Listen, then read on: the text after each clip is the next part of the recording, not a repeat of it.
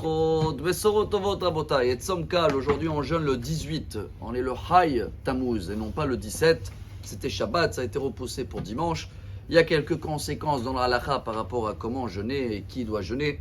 Mais ça, je vous fais confiance que chacun a demandé à son rabbin et il sait s'il doit jeûner ou pas.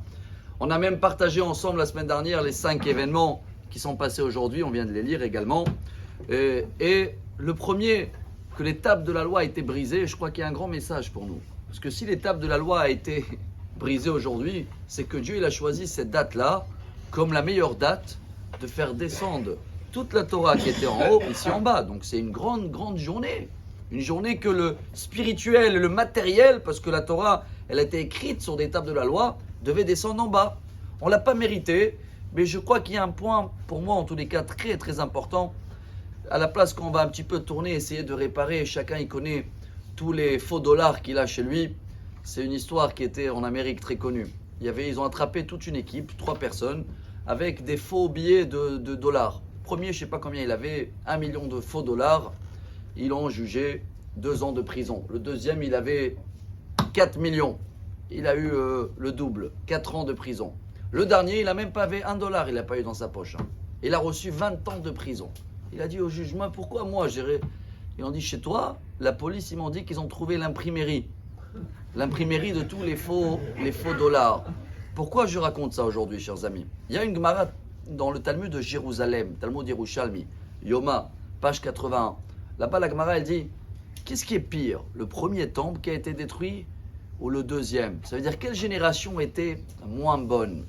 La première génération, on remonte au premier temple qui a été détruit par les Babyloniens, ils avaient des péchés très connus.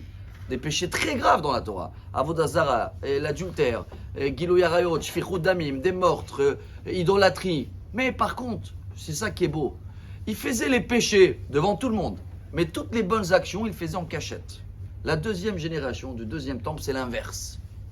Tout ce qui est des bonnes actions, il a montré. Et tout ce qui est les péchés, ils faisaient en cachette. Mais ils avaient un péché, c'est l'imprimerie des faux dollars.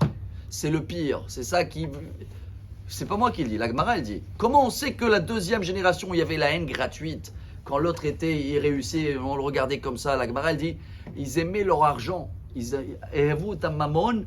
avaient de jalousie et de la haine gratuite. Et comment on sait que c'est pire? Parce que le premier temple, chers amis, il n'y a que le toit qui a été détruit, mais les murs et les fondations, ils étaient toujours existants par les Babyloniens. Mais la deuxième génération, c'est là où chacun était rada sur son argent et regardez, quand l'autre était irréussi, il était jaloux et il cherchait que taquiner le deuxième. Alors là,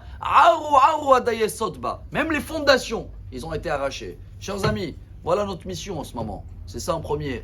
Aimer, amour gratuit, chercher le bien, être content quand quelqu'un d'autre y réussit. C'est notre mission. Pour ça, on commence dès cet après-midi. Tikkun Hatzot. 3 semaines, on va s'asseoir par terre. On va citer les Télim qu'on vient de lire, le 79, le 137, Lamentation, chapitre 5. Et comme ça, avec ces petits efforts pendant ces 3 semaines-là, toutes les fondations vont être construites. Et cette journée où les tables de la loi étaient brisées, ça va être le début de notre lumière. Amen. Tzomkal, Amar Rabbi Elazar, Amar Rabbi Hanina.